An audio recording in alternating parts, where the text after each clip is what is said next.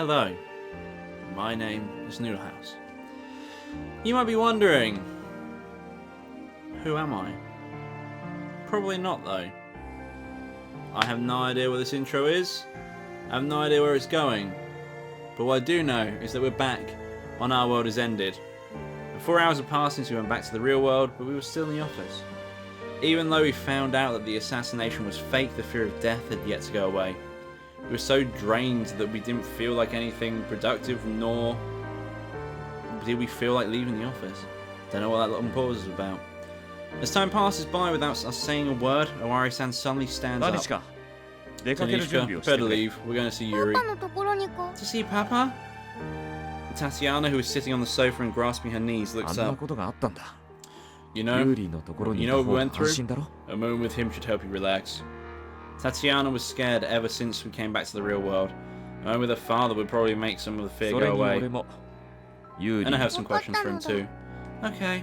Tatiana's voice has no energy behind it, but she still gets up and goes to her tent to get stuff. Once done with the preparations, she and Owari-san leave the office. Bye. When Taguchi had her killed, Tatiana was so scared that she didn't even cry. I can only hope that meeting Yuri-san helps her relax. Shortly after the two depart, Aruka-san, Asano-san and Yuna-san also prepare to leave. I guess I'll be leaving too. We'll go home too. Reiji-kun, Nacha, see ya. With just that, they left. They were tried their best to act like normal, but it was obvious that they were really drained. The only ones left here are me and Natsumi-san. However, neither of us had the energy to talk to each other, so we're just wordlessly hanging around.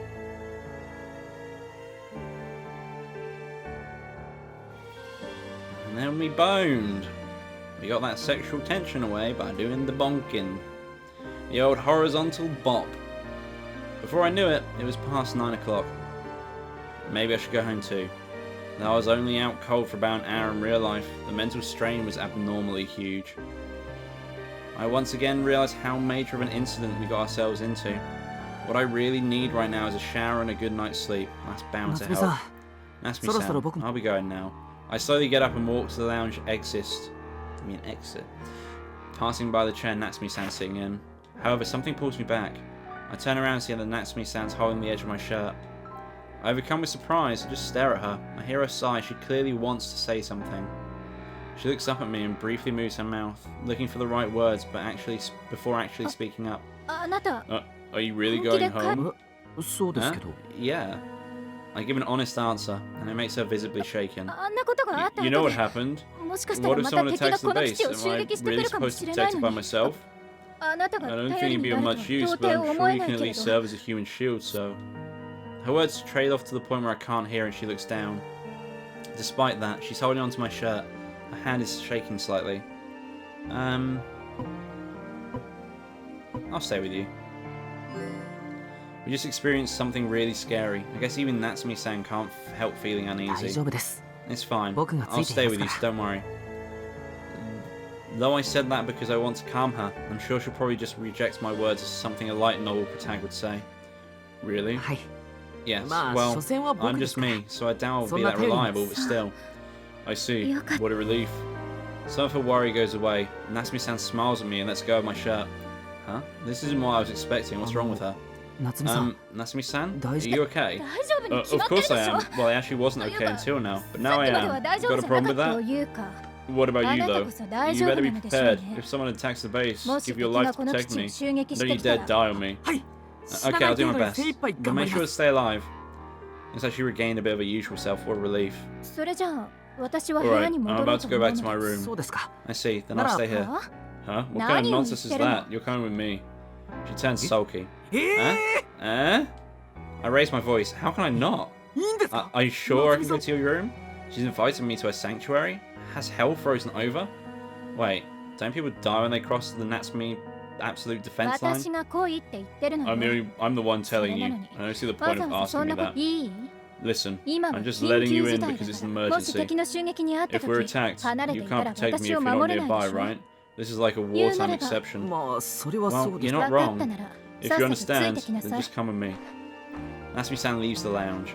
I know this is an emergency, but I still never imagined that I'd get to go to her room. Somewhat tense, I head to the 3rd floor.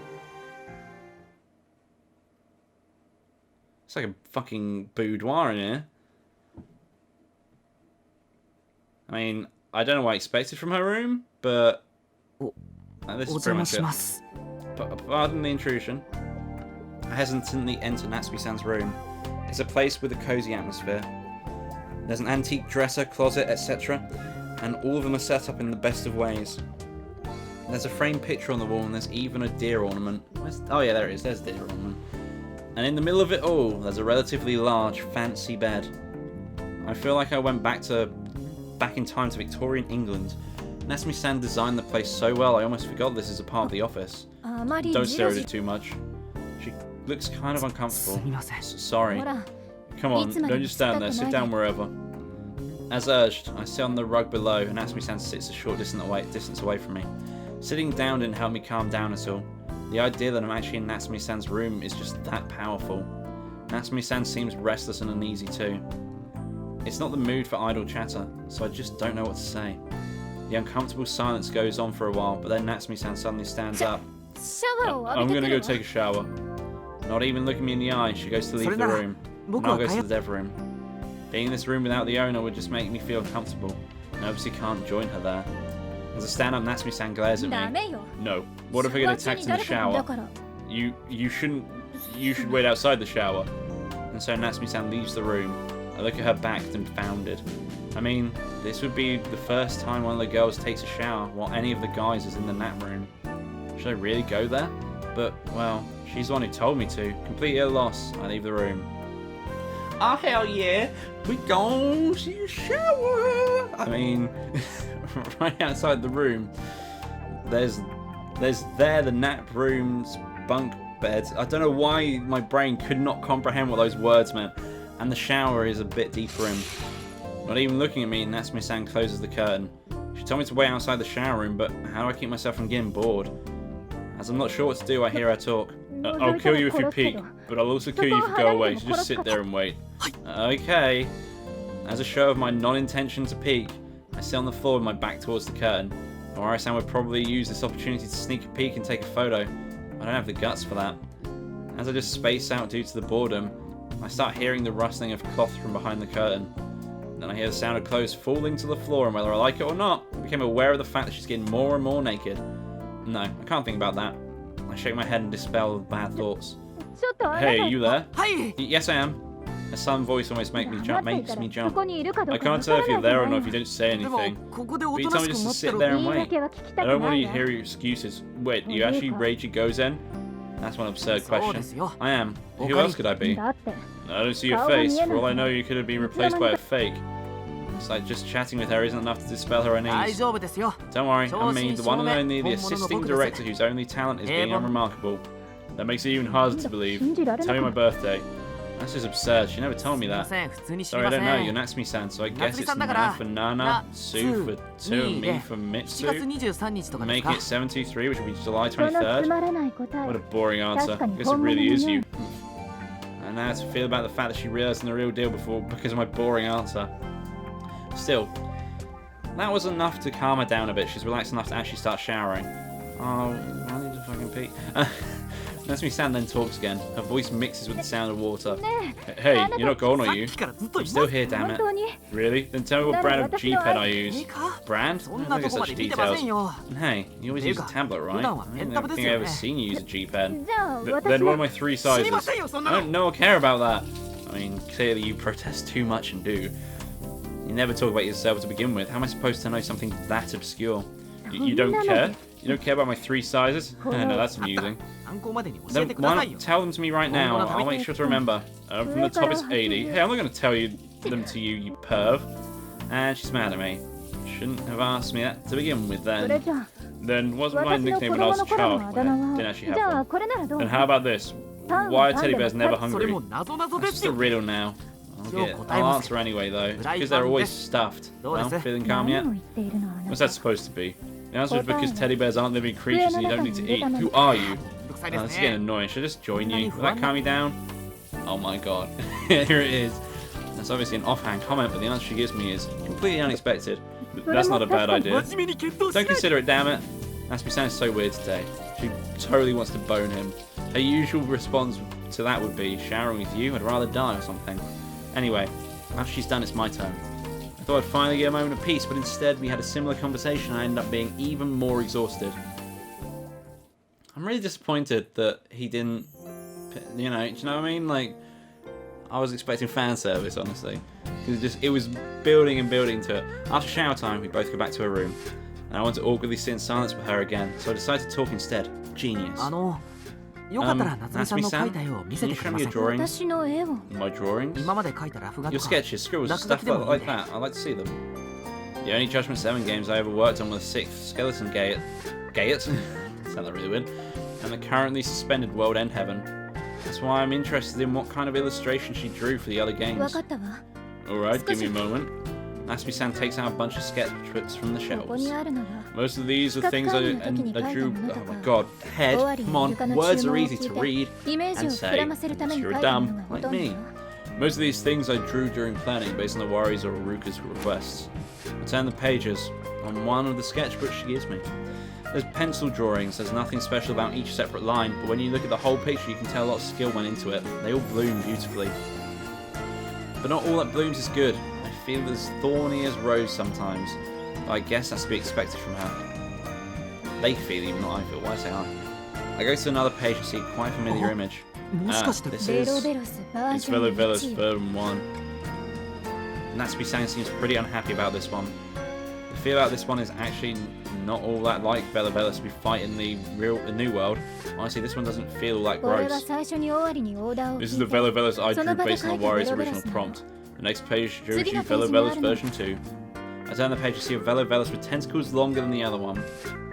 On the edge of the paper there are letters saying, more obscene. When I wrote them, has to be a Wari-san. I turn the page to see lots of various Veloveloses. One was extra slimy, one had way too many tentacles. It makes me feel just how hard a Wari-san was fixated on him, and just how much Natsumi-san suffered because of it. I didn't have a proper image of him until version 30. Just the idea of drawing was making me nauseous at that point. She makes a disgusted expression. Clearly this has dredged up some ugly memories. And she ended up having the final Velovelos play around with her. Honestly, I can only feel pity for her. I continued to look through the other sketchbooks. I saw the original Rory and Nicole. And I found out just how much trouble she had with Junkuma. There are lots of bear scribbles there. I see traces of her trying to draw something cute, but then you notice all the bad language directed at Tatiana. And in the end, when she finally put the image together, we got that murder machine. As I look at it, remembering the events in the New World, a single piece of paper drops out. Apparently it was stuck between the pages. I pick it up and see it's an illustration of a girl. The kind you see on an extremely tame light novel cover. It's completely unlike the current Natsumi-san, who always has this dark aura about her. Oh, don't look at that. She clearly takes it away from me. What was it? I drew it in high school. She seems troubled. Oh, so it's from before you joined Judgment 7. How long have you been drawing anyway? I thought it was a fitting question. She gives me an unexpectedly straightforward answer. I don't remember exactly, but I'd always been drawing in kindergarten. I didn't like moving around, so I didn't play outside. I just sat in the classroom and drew. It was the same in elementary too. I used all breaks and lunches to sit at the table and draw. I can totally imagine that. Looks like Natsumi-san was like this even when she was a little girl. Didn't your classmates invite you to join their play together? Fuck me, words. They did. At first I refused though. Oh, so you already love solitude since then. Yes. After all, avoiding getting close to others allows me to ascend to a higher plane of existence. She becomes flustered for some reason. Did you actually want to play with them? Knowing her and her character as a Dark Angel of Chaos, I guess she just refused because she couldn't be honest with herself? Bullseye. Natsumi-san looks around and hesitantly speaks up. All I ever did was draw, so I didn't know how to interact with people. It's so saddening and unfortunate that even Asano-san would be shocked. But well, getting lost in drawings is for that reason is very like her. I see. So you always drew by herself. She doesn't respond. Am I wrong? I just realised I actually said something really rude, but instead of condemning me for that, Natsumi-san only seems more troubled. Back in high school, I had a classmate I became close to. She was the only person I ever trusted. Natsumi-san looks down in a sad manner. It reminds me of the time she talked about Reina-san, which gave me a bad feeling. She understands what I'm thinking and shakes her head. Just so you know, she hasn't died.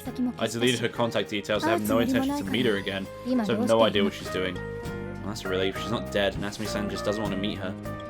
It's not unusual to lose contact with high school friends due to new jobs or school changes, but from her tone, it's pretty easy to tell that isn't what happened to her. I feel like I shouldn't pry any further, but she herself decides to talk about it. She sighs deeply and begins to speak. Just like me, she wants to become an illustrator. She called out to me while I was drawing, and we instantly hit it off. We then spent every day drawing, showing each other our works, sharing advice. We were inseparable. Oh, so they bonded over their chosen path in life. As you'd expect in Natsumi-san, she becomes more open when work is involved. But from what she's telling me, they got along so well. It's even harder for me to imagine the reason they cut all ties. But one day, I cut all contact with her. Eh? Why? Because she betrayed me. What an emotionless voice. What do you mean? Natsumi-san sighs again in response to my question. You know, I said we shared our illustrations and gave each other advice. Well, she took one of my illustrations, sent it to an online contest, and ended up winning. Eh? An editor soon contacted her and she made her debut as a light novel illustrator. Though I haven't heard of her since then. That's probably the only time she ever got a job. It was pretty hard for me to accept that. After all, she used my drawing and ended up making her debut because of it. Of course it would be hard to accept that. Everyone would be mad when they have their creations used without permission. But didn't you argue with her? That wasn't her picture, so she should refuse, stuff like that. I did, but this is how she responded. In this world, the one who acts first is the winner. She's not exactly wrong. Something that's new, but similar to something that came before, would always be compared with what came before. All that comes out later is at a disadvantage. However, that's not something a thief has a right to say. It just makes me mad. Anyway, she was just using me. I wasn't a friend, a fellow illustrator, or a rival to her. And that was the most shocking part. Natsumi-san. But thanks to that betrayal, I gained the motivation to draw something that can't be copied by anyone. And so, after distancing myself from her, I went on to find a certain site with a worldview that resonated with me. I'd go as far as to say that that's where my style was formed. I finally found a world that only I could draw. Of course, I have no intention of forgiving her for stealing, but I wouldn't be who I am if it hadn't happened. A part of me feels almost grateful for the experience. Her words are full of self-derision. So that's how she ended up drawing only the darkest of pictures. She rejected her old drawings so she could part with her old self. And that's why she started avoiding relationships. She was betrayed right when she thought she found the one person she could trust. She started wearing the thick armor of the Dark Angel of Chaos to protect herself from any further hurt. But is that really a good thing? Even if she's glad she discovered drawings that are truly hers, doesn't she want a bit more room to spread her wings? I feel like Natsumi-san is smothering herself in an attempt to escape the past. However, I can't bring myself to say what I'm thinking. We continue talking about drawings, J7 games, all kinds of stuff. As we chat, I realise that Natsumi-san had calmed down significantly. It's getting late though. I probably shouldn't stay in a girl's room for too long. Looking at how she is now, I'm sure she can handle being without me. Natsumi-san, it's getting late, so I should... But by the way, did you play any of our previous games? Not yet. I see. As the assisting director, you should get a better grasp on how J7 products work. It's part of your job, play them. Alright, I'll find some time for it. Anyway, I'm off. If you put it off like that, you might never get around to doing it. Why not play it right here and now? No, you should play it right here and now. Okay. I listened to her urgent request, order more like, and installed Judgment 7's first game, Magatsuki, into my smartphone. It's a novel game, and the one responsible for the settings and story is obviously Iruka-san. As you'd expect from him, it's so focused on the setting that it's kind of overbearing. Because of that, the plot isn't really moving forward, so reading is actually hard work. In fact, I go as far as to call it painful. I mean, it's also difficult to read. The character names and terminology are full of complex kanji, and there's furigana everywhere. I can't get a constant grasp on anything. What is furigana? So I've heard of harigana. Hang on, let me find out what furigana is because my brain craves to know what that word means. Furigana. Oh, it's a reading aid, okay. Oh, so furigana is a Japanese reading aid consisting of smaller kana or syllabic characters printed next to kanji, or or other character to indicate its pronunciation. That basically means that he's made up so many words that he's had to put the pronunciation of them next to them. Ow, fuck. That hurt. I'm also so concerned about whether or not I should even be here that I can't focus on it at all. Suddenly, Natsumi-san's phone makes a noise. She looks at it and freezes. Natsumi-san, what's wrong? It's a message from Owari. He's saying he and Tatiana are going to stay at Yuri-san's hotel room. Ah, I see. Well, it's late, so getting back is probably hard work. I feel like Tatiana's asleep too. Also, considering all that happened, she deserves to stay with her father for now. And the fact that Owari-san and Tatiana won't be coming back means that Natsumi-san and I will be the only ones here. I look at the time on my smartphone. It's already past midnight. I mean, hanging around here just because she didn't chase me out. But surely I'm overstaying my welcome by now. It's so late, I can't really sleep here, so I'll just go sleep in the nap room. I stand up and start to leave. Wait. For some reason, Natsumi-san stops me and looks me directly in the eyes. Stay here. But stay here. She's obstinate, but her voice meek. And it almost feels like she's pleading me. Please, don't leave me alone. I've never seen her like this. Natsumi-san, alright, I'll just sleep on the floor or something so you go to your bed. I won't feel good sleeping on the bed while you're sleeping on the floor. I'm not that inconsiderate. That's why I give you permission to sleep on my bed. She mouths those words with her eyes averted. Her long hair does nothing to hide the fact she's red in her eyes. I get to sleep on her bed? Hell yeah, you do. Oh, I'm going for it. I'm going all in on this shit. Can I really? What is that? Permission? Does she mean the beast lying dormant is inside? Alright, I'll protect you. There we go. Alright, I'll protect you. So let's sleep together. Oh, that's a bit more creepy than I was expecting. Hey, don't emphasize the part about sleeping together. This is just the best way to protect me, that's all, but thanks. Don't get me wrong, I just gave you permission to get on my bed. I'm not allowing anything beyond that. I know that much.